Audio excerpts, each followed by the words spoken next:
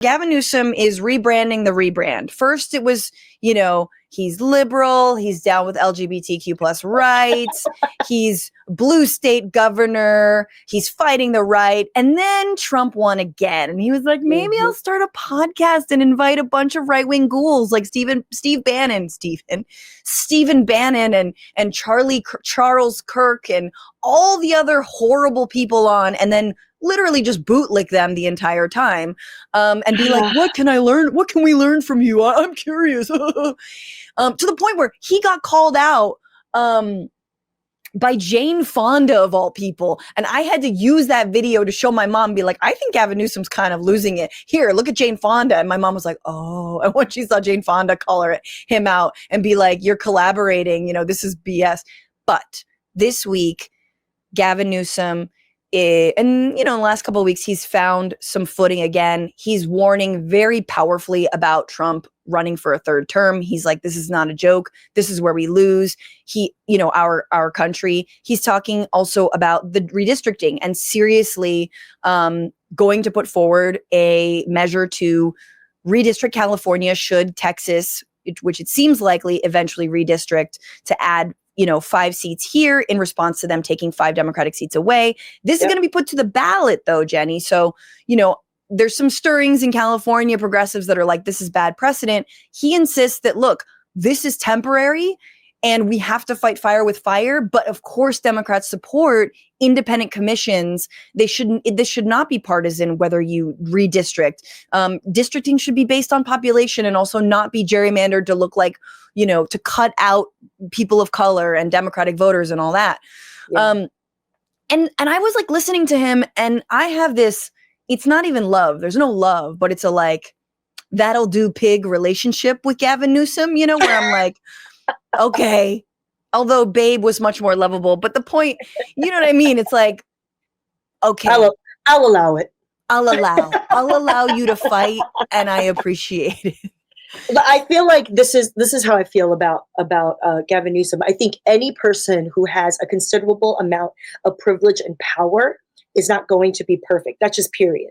Yeah. That's just period. Okay. They're not going to be elected perfect. officials. Especially elected officials. So that's already going to be my baseline acceptance of reality. Now, when it comes to what times we're in right now, I am of the mind that, yeah, sure, he might be a little cringe. Yeah, I wouldn't superimpose a white man's face on top of Kendrick Lamar's body for a meme. Do you know what I'm saying? Like, you snorted on that. But you know what I'm saying? Like, there's definitely things that we could criticize him about in terms of tactic. But overall, the energy and the strategy, we need, I don't care if it's Gavin or not, we need people who can meet chaos with chaos, fire with fire. I am of that mind. Yeah. The amount of decorum that we are so used to hanging on to as the sort of, to tell us a story that we have a semblance of democracy, it's over.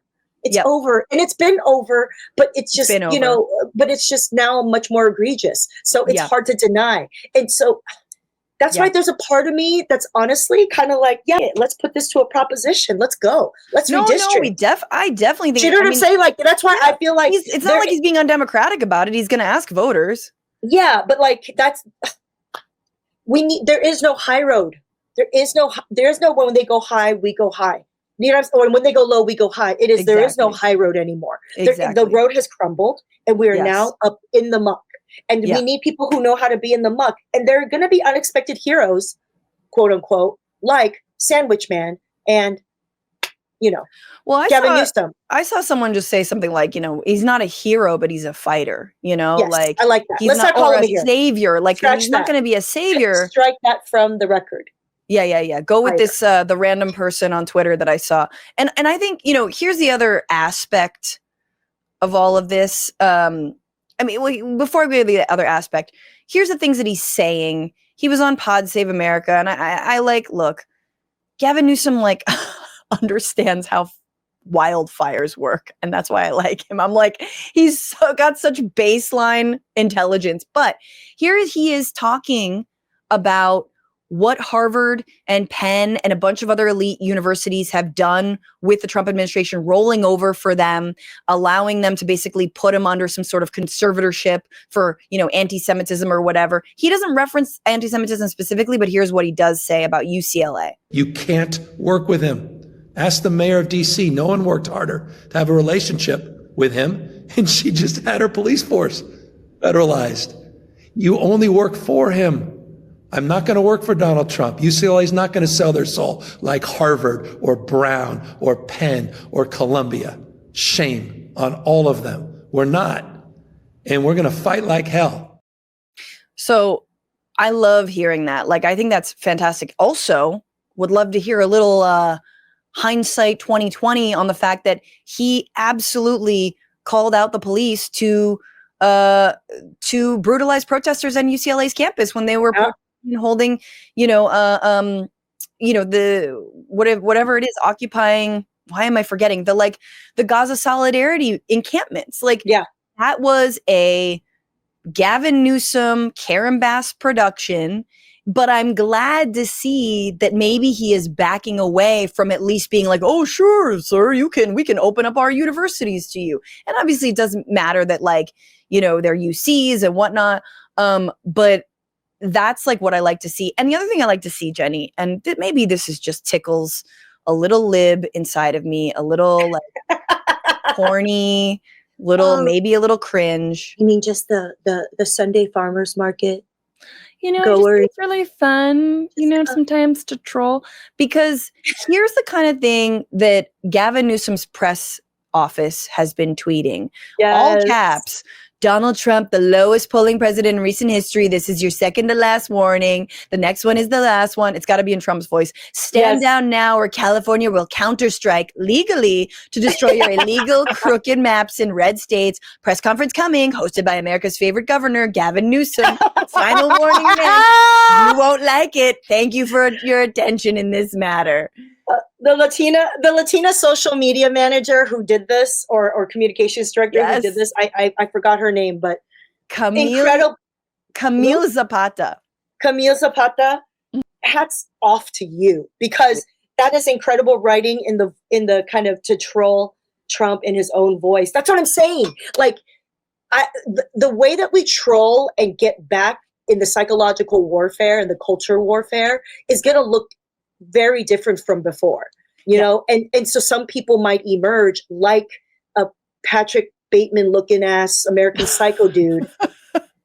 Okay. Like Gavin Newsom, yeah. Governor Newsom. Yeah. Governor. He's Governor. Governor Newsom, because he's the perfect person to troll someone like Donald, because he's everything that Donald wished he was physically, in terms of heritage and breeding and, having dated he wishes he could date his son's ex-wife. Yeah.